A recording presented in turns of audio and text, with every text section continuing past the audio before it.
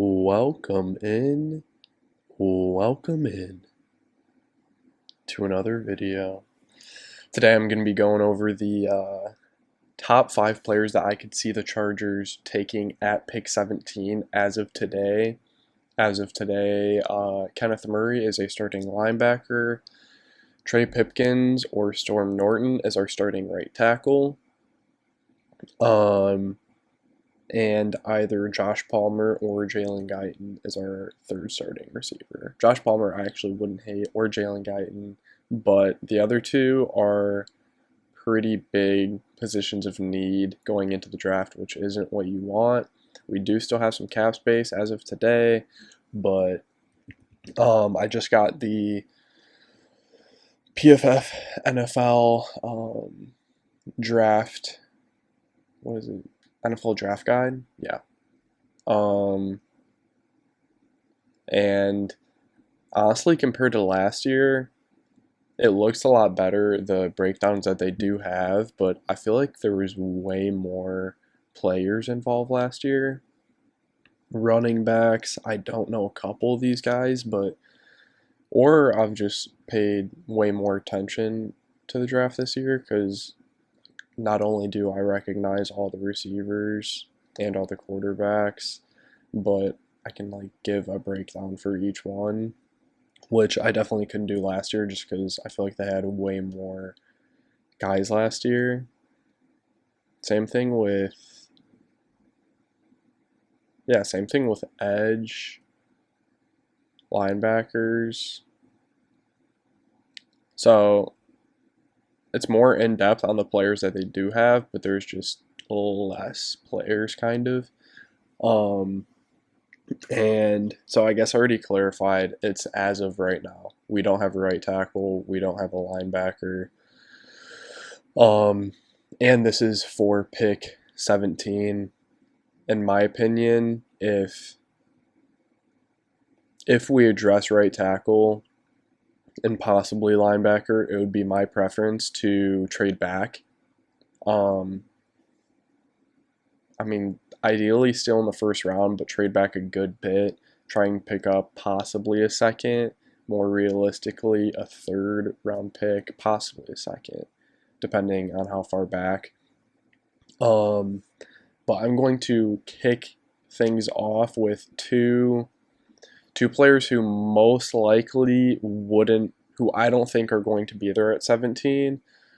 And I did this kind of based on, this is just a not cumulative, consensus big board. So it says that they compiled 39 big boards, 330 first round draft mock drafts. And then this is their composite. So most of these top guys, I can agree that they're not going to be there. The first 3 tackles, first couple edges, Trayvon Walker's not going to be there at 17. But then right here, I've heard a lot of talk of Derek Stingley slipping. In my opinion, he should go for sure top 10, probably top 5. And then Garrett Wilson is in my top 3 wide receivers. It kind of just depends on what you're looking for from the wide receiver position. Jermaine Johnson, I think, could be there at 17, but not really a fit. But I'm just going to start with 2 guys who would have to slip a little bit and who I don't think will be there at 17, but there's a small chance that they are. And if they are there, I would love to pick them at 17. Starting with, I kind of just gave one away, Mr. Derek Stanley Jr. out of my LSU. So I'm just gonna leave it on here, and you guys can read it, and I'll highlight some of the important stuff. With Derek Stingley, obviously, his freshman year, 2019, 91.7 PFF grade with almost 1,000 snaps. That is pretty absurd because that was the Joe Burrow championship year.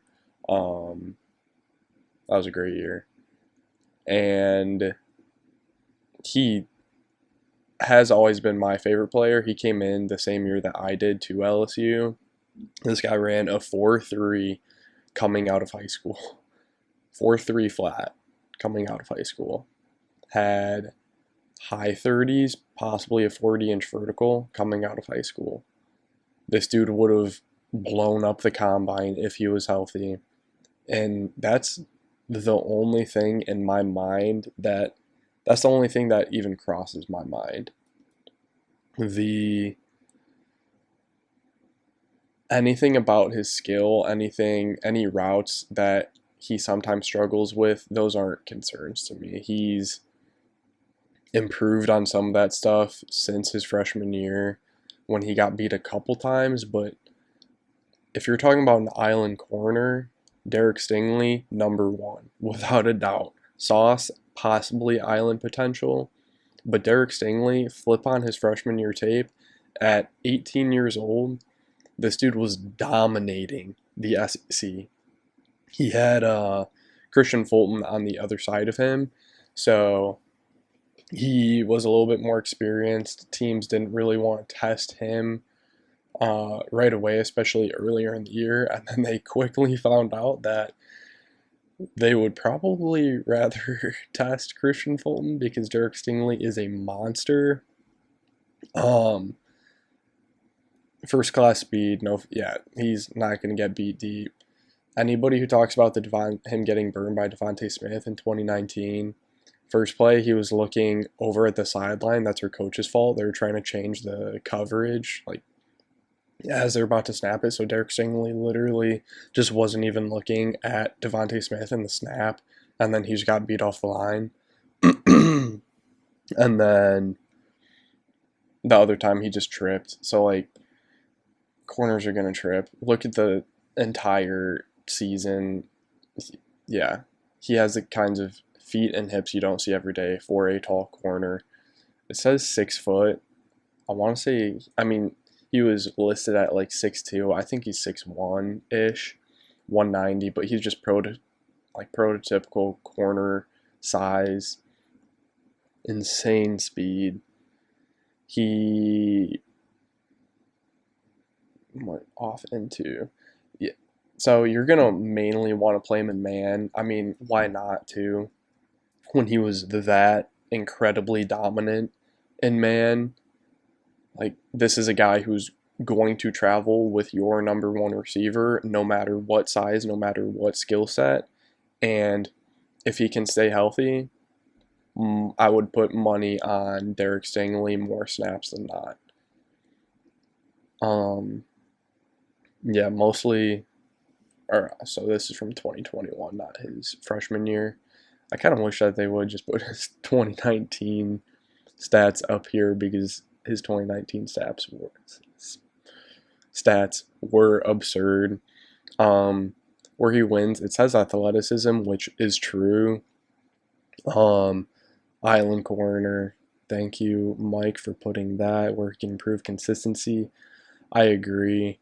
There were a couple times, it's kind of just his personality, where he just didn't seem locked in, but I think that's kind of just been LSU the last 2 years. A lot of players just haven't really been locked in, going at it every single snap. That's not just Derek Stingley. A lot of stars on the LSU team, and even just normal players. LSU kind of just took a pretty big step back the last 2 years, so I wouldn't put that just on Stingley. But this is a guy who I don't think he's going to be.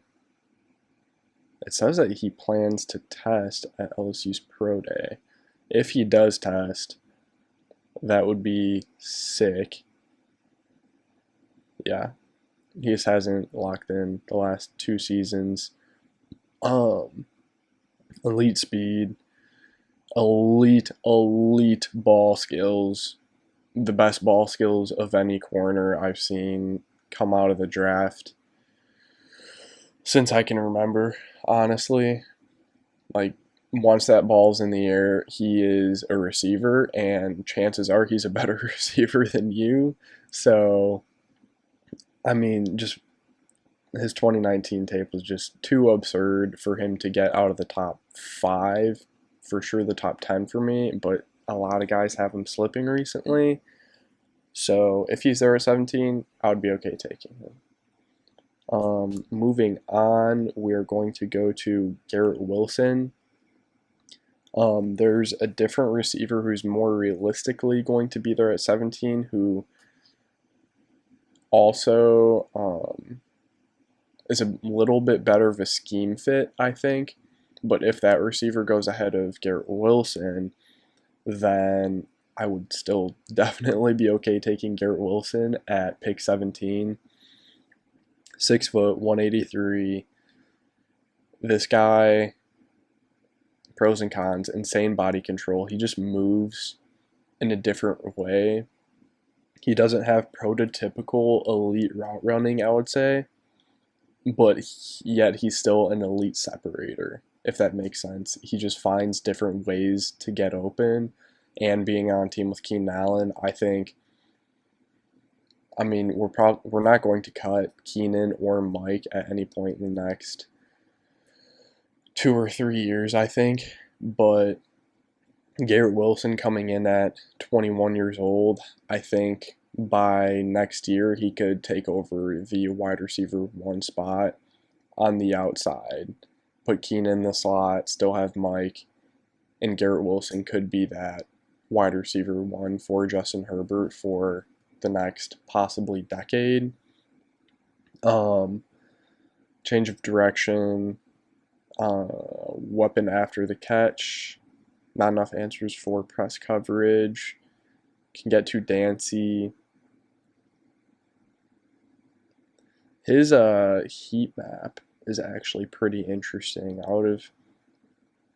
So lined up on the right side a little bit more than the left side, obviously. This looks a lot like the other receiver who I'm going to have. It looks a lot like his heat map as well, just not a lot, which that's actually just the college game now that I'm thinking about it, just not much of the intermediate and over the middle, but especially the short and intermediate, like right in this zone.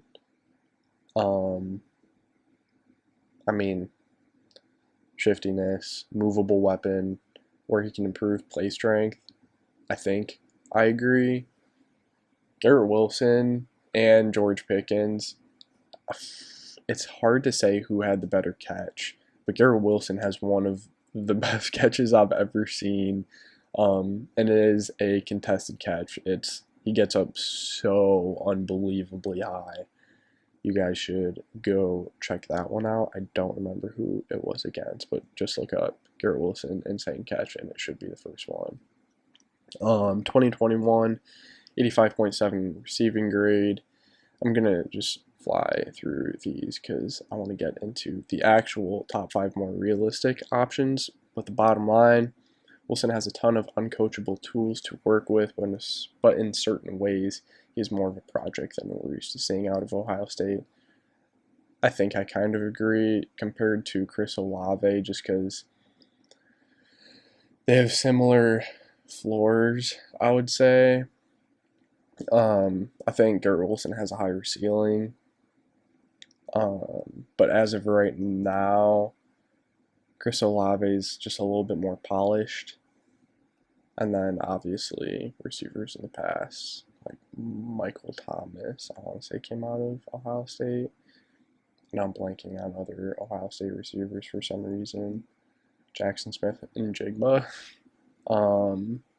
So getting into the actual top 5 players who, as of right now, we have no right tackle, and Kenneth Murray is a starting linebacker. Top 5 players who I could see being there at 17, and who I could live with taking at 17. Preferably, I want to trade back. If we don't sign a right tackle, though, we might have to stick here and take a guy like Trevor Penning, who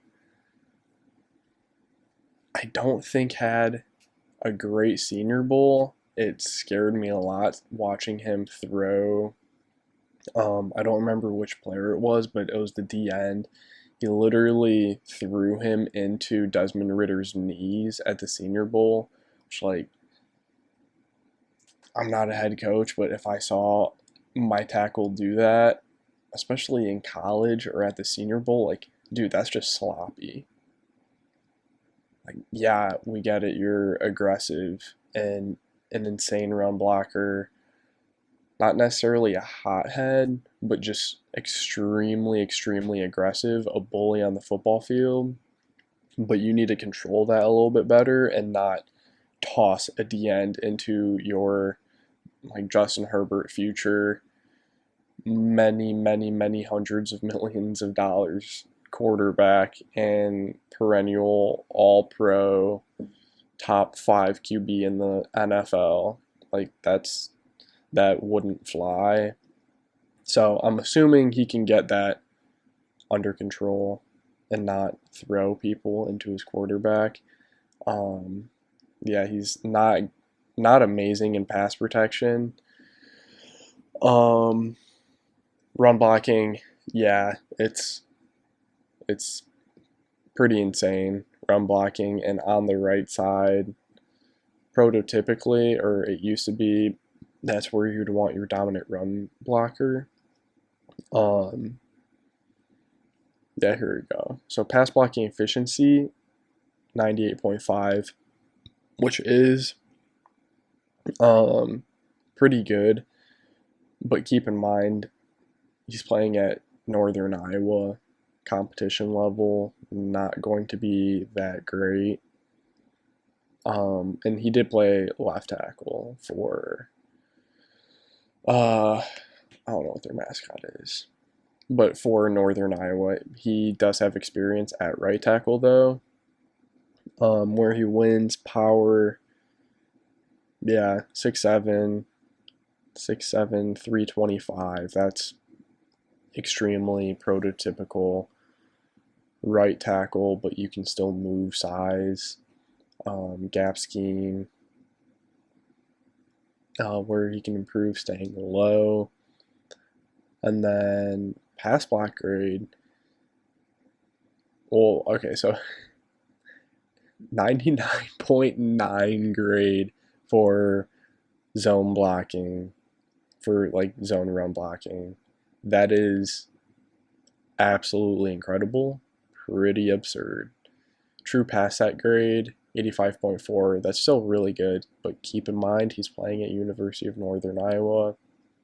He can get it done, but his tape, his technique, he's no Rashawn Slater. He's going to have some work to do, and he's going to be raw for sure year one when it comes to pass blocking. He did have a very good combine as well, though.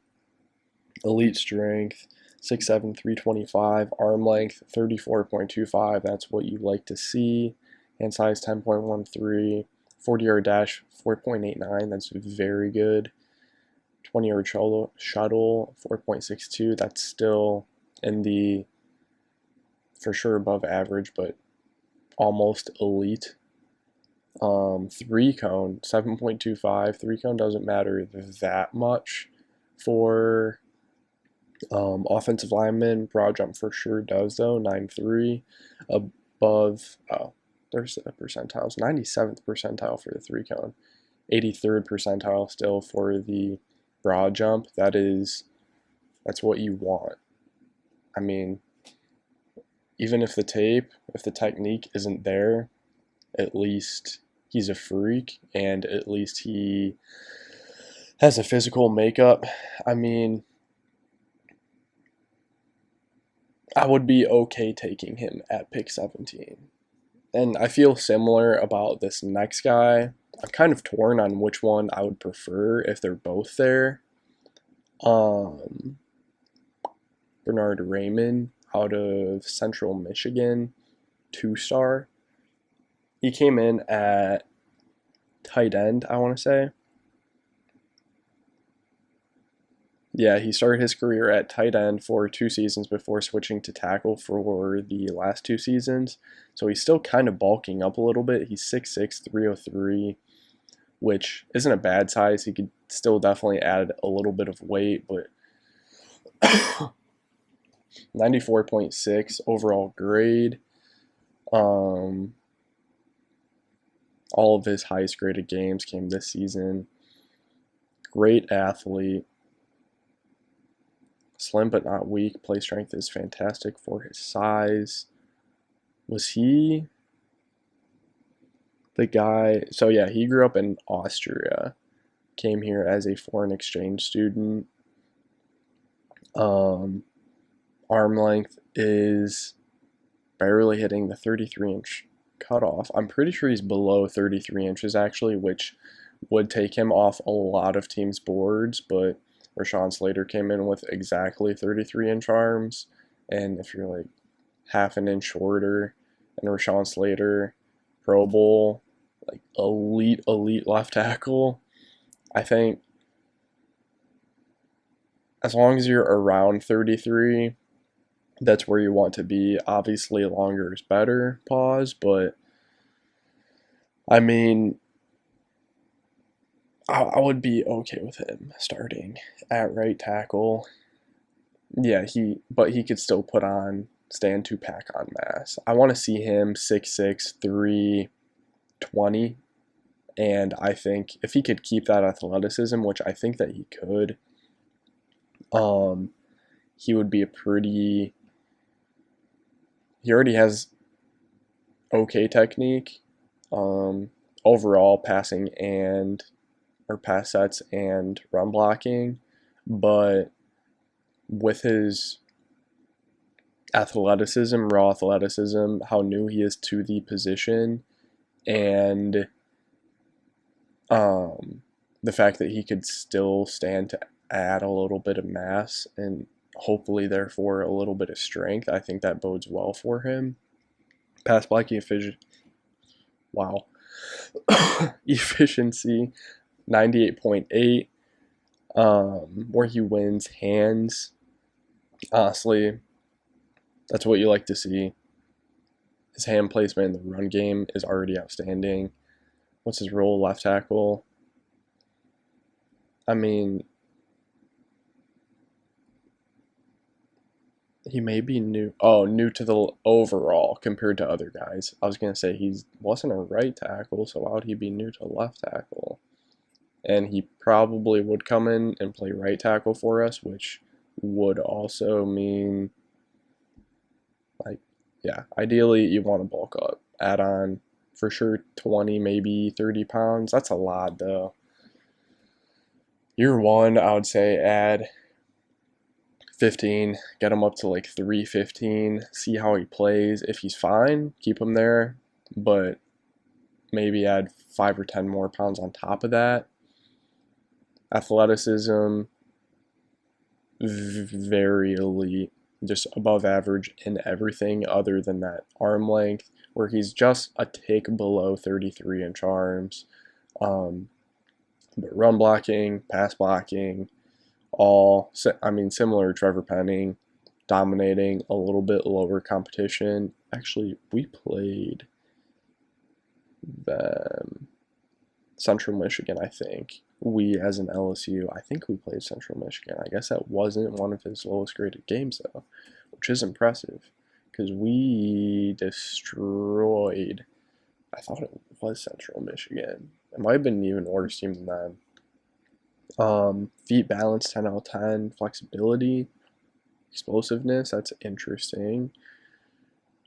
I mean, yeah, the athleticism does check out. Broad jump, very important for offensive linemen, 98th percentile. Height, 6'6". Arm length, a concern, but outside of that, every single other athletic test that you can run, he's going to be pretty elite. So, as of today, we need a right tackle. We could say either today we sign a right tackle and we don't get one of these guys, don't need one of these guys, or we could say Let's just predict that 5 offensive tackles go before the Chargers, and like, we're not taking Daniel Falele at pick 17. Or honestly, maybe they just want to roll in with Trey Pipkins and Storm Norton. Maybe the Chargers know something that we don't. Maybe Brandon Staley just has faith in the 4th or 5th year breakout of Trey Pipkins. I personally do not, but he may. If that's the case, Jameson Williams is a guy who has been mocked to the Chargers a lot. Especially early in the draft season. I guess still during the season, Jameson Williams wouldn't have been here at pick 17. But now, I guess there's a chance that he goes before guys like Drake London, Garrett Wilson, and then, in my opinion, it's still pretty clear top 3 of Jameson Williams, Garrett Wilson, and Drake London. Some people still have Treylon Burks above those guys, and Chris Olave. Chris Olave I'm higher on than Treylon Burks. Treylon Burks I might include in a different video, but that's definitely going to be where we trade down a good bit. But Jameson Williams with the ACL injury very realistically could be there at pick 17 for the Chargers. Definitely had a breakout year this year. 6'1", 180. I don't remember what he measured in at the combine. I want to say 170. Well, that's just because of the injury. He had surgery, I guess, a couple months ago, but he's still pretty early in that rehab process. Elite angle changing, uncatchable top speed. I've said it a lot about Jameson Williams. You just never see anybody catch up to him. Some guys have pretty good high-end top speed, but they'll have a couple snaps on either their tape or if you just watch their highlights where you can see a DB like closing in on them as they reach the end zone, or like take a better angle, or I don't know. If you just see a DB or rarely a linebacker, but just somebody catching up to the receiver and it still looks like they're flying, they could still have good speed. They could still have Chris Olave like 4.39 speed, which is still flying. But Jameson Williams, you're not going to see anybody catch up to him, like, ever. Maybe once he gets into the NFL, if he plays like a Dante Jackson or something, possibly. But even then, most likely not. He works through his gears real quick, and once he hits that top gear, compared to everybody else, he just has another 1 or 2 gears. It's just absurd to watch. I would like him to get up to probably 185, but for 6'1", almost 6'2", 180, 185, that's light, but that's not a huge concern. It's bigger than Devontae Smith. His game isn't going to be out being more physical than guys or contested catches.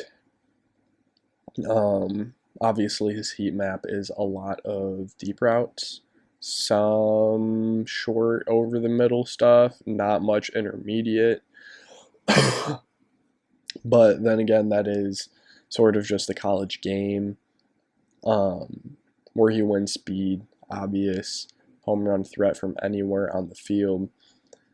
What's his role? Deep threat, where he can improve muscle mass. This is what the Chargers need, though. Jalen Guyton ran a 4.39, I'm pretty sure, and that's our deep threat. If that's supposed to be our flyer, Garrett Wilson ran a 4.38. Yeah, I was kind of on a fast track at the combine, but like Jalen Guyton, Garrett Wilson, around the same 40 time, similar deep threat, kind of. But no, if you want a true speedster, true deep threat, Jalen Guyton's not it. He's improved over the last couple of years, but if you get Jameson Williams in there with Mike Williams and Keenan Allen, I think it would give Keenan the opportunity to move inside sometimes, or you can just keep Jameson Williams played on the outside. Where is that going to be? Slot. So he had 832 total offensive snaps last year. He had almost 200 in the slot. So that's a little bit less than a fourth, which means mass majority of the time he's still playing on the outside. And he dominated this year, especially before he got hurt. If he didn't get hurt, Bama's most likely still winning the national champion. Not still winning the national championship. I just think like this offense would just be so much fun to watch. 10 out of 10 speed. Justin Herbert. I mean, and it's not a lazy pick. Like, yeah, that'd be fun to watch. Justin Herbert, huge arm thrown to the speedster Jameson Williams. It would truly bring a different component to this offense. And, I mean, ideally, in a perfect world, it would force Joe Lombardi to push the ball down the field. We have Mike Williams and we have Jameson Williams. Throw the ball down the field. At least attack more of that intermediate area. Get Jameson Williams the ball. But if you're not running more deep routes with Jameson Williams, then it's like, Brandon Staley, you gotta have a pretty serious conversation with your offensive coordinator. I think Jameson Williams would just move the needle. It's not only a fun pick, it's a practical pick as well. I don't know if Jameson Williams will ever be a dominant wide receiver one like I could see from Drake London or Garrett Wilson, but in terms of bringing something to an offense that only a handful of guys on earth can, Jameson Williams could bring that. Next guy, he's higher on some people's, of the people on this list. Here, I'll just go to him. This guy probably varies the most in terms of where he is at on people's big boards. George Karloftis. PFF has him 10th overall, but I've seen him picked late in the 20s before. He has a pretty wide range of where people are taking him. And people are going to say, oh, I almost said my first name. You guys probably know my first name. It's in the description. Oh, Jameson, why would you take an edge? We have Khalil Mack and Joey Bosa. Yes, we do. I agree. Taking a true edge player, I don't know if I would love. Or true edge player, I mean like a Kayvon Thibodeau, like a Jermaine Johnson,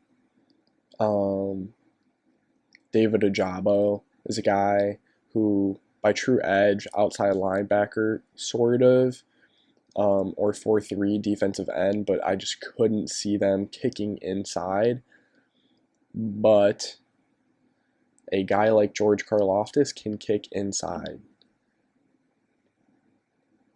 Right here. No, where is it? Versatility is a massive plus. Okay, yeah. He can legitimately line up inside full time. I don't think I would want him inside full time.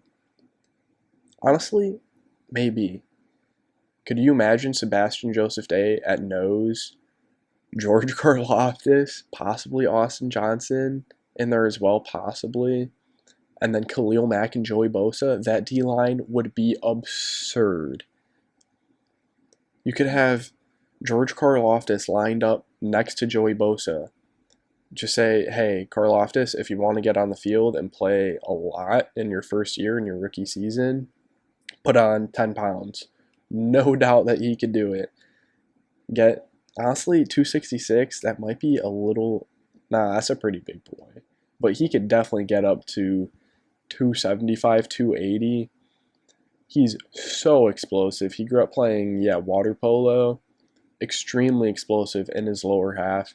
Line him up on the inside, and I think that would just, one, take our D-line this year to a new level of versatility.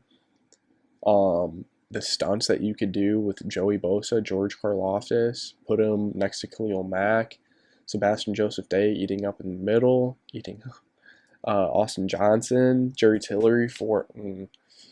I sound too excited when I said Jerry Tillery. Jerry Tillery for obvious passing downs. Jerry Tillery, just please do something this year. So yeah, this says he already is 275, which I thought that he was. I don't know why that would say 266. PFF, get your stuff together. He lined up mostly outside of the tackle this year, but I agree that he could kick inside pretty easily. High motor, versatile edge. He talks about just simplifying his pass rush plan. He's kind of trying to do too much this last year. He doesn't have an elite run defense grade, but if you're lined up next to Joey Bosa or Khalil Mack, Sebastian Joseph Day, you're not going to need to be elite run defender year one, because your job's going to be pretty easy and you can just explode off the line and do what you do best and just try and blow up plays. And he's still like 75.1. That's still a good run defense grade, above average. Very good pass rushing stats, pass rush grade, pass rush win rate, and hand usage 9 out of 10, strength 9 out of 10, vertical jump 38, great for D-line, broad jump 10-1, great for D-line. Didn't do the 3-cone, which I don't know if he talked about. I don't think he did. 3-cone you really want to see from edge players, but he just didn't do it. I think he would still put up a pretty good 3-cone, probably above average. Not elite, but long term, I'm just saying, Joey Bosa is expensive, but he's going to be a Charger for the next at least 5 years probably. Say Khalil Mack gets hurt though this year, we can cut him. I mean, I wouldn't want to cut him this year even if he does get hurt. Say we cut him not next year but the year after, you have a year 3 George Karloftis who can drop 10 pounds, kick out to the other side, and you have Joey Bosa in year 3 George Karloftis, and I'm not going to say you don't miss a beat because it's Khalil Mack. It would still probably be a little bit of a downgrade, but you wouldn't have a hole on your defense for sure. So George Karloftis, he could see the field year 1, year 2 by playing on the inside consistently, and possibly on the outside when Bosa or Mack needs a breather. And then after, I mean, whatever happens with Bosa or Mack, if we have to cut one of them for cap room, if just something happens, if they want to get traded, if they want out, whatever happens within the next 3 years for Khalil Mack, then you can just kick Carloftus to the outside, get the most out of him there. I think, and this would also have to come if we address the right tackle position, which I pray that we do. It's not necessarily a luxury pick. Our D-line would be so scary if we had George Karloftis on the inside next to Joey Bosa, Sebastian Joseph Day, and Khalil Mack. That would just be absurd. So incredibly absurd. And then this is the The other hole that we have as of today, we have Drew Tranquill, who I like as a starting linebacker. It doesn't look like we're going to bring back Kaiser White. There's a couple of other linebackers like Alexander Johnson. Bobby Wagner is still available. Don't really see that happening. I don't think we're going to have the money to pull that off. But as of today, Kenneth Murray is a starting inside linebacker for the Chargers. That's just not good. That's not going to cut it. His job would be easier this year than it was last, just because he's playing behind a much better D line. But that didn't look like the issue last year for Kenneth Murray. He just looks lost out there, to be honest. He's got good straight line speed, but that's about it. Just awareness in general on the football field. He's not there yet for a middle linebacker. But you know who is? Devin Lloyd. Prototypical inside linebacker for a decade. High IQ, well-rounded, good in pass rush, good in run defense, good in coverage. Not really a huge issue with tackling, but that's just the one area where you'd like to see him cleaned up a little bit, I guess. 90.0 PFF grade, which for linebackers, linebackers just have such a hard job, both in college and in the NFL. He's built to play in space, long frame. He's not reckless. He does have a 12.5 career missed tackle rate, which isn't great. 14 this last year. I mean, it's something to consider, but it's a small enough piece of the puzzle where I don't really care. I would like to look at the rest of what he can bring to the table, and that is that he has no holes in his game. Kenneth Murray, he has a lot of holes in his game. All-around linebacker, modern middle linebacker. You never have to take him off the field. You can execute whatever role you want. I guess, yeah, he doesn't necessarily excel. He's not a Micah Parsons pass rusher athlete. He's not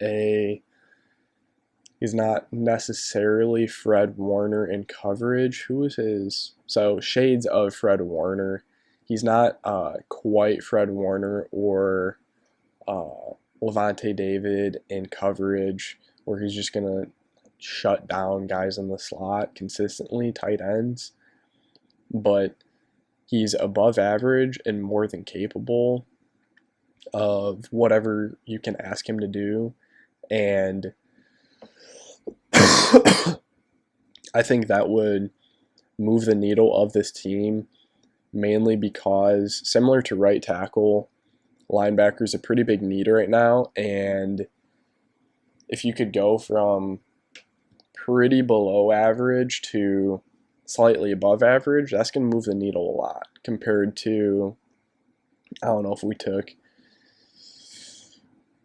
a D tackle, like Jordan Davis. Yeah, he might be, if he is an elite player, he might move the needle a little bit compared to Sebastian Joseph Day.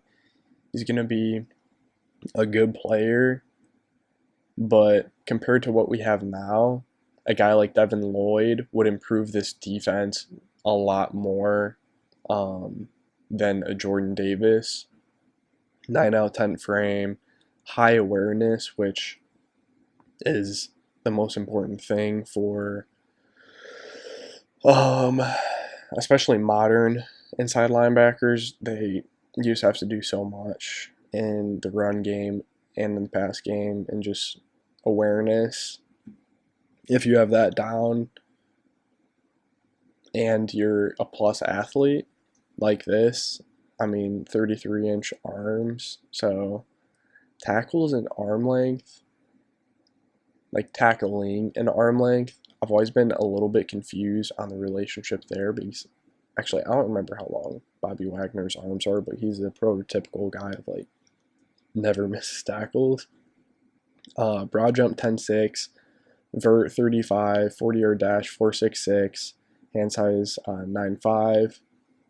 So he's not, I guess he has slightly below average hands for linebackers, but other than that, he's a plus athlete and elite in some things, but he is the most complete linebacker in this class, meaning he could come in and be versatile, fulfill the role that Brandon Staley creates for him, and the most important thing, in my opinion, is keep Kenneth Murray off the field as much as possible.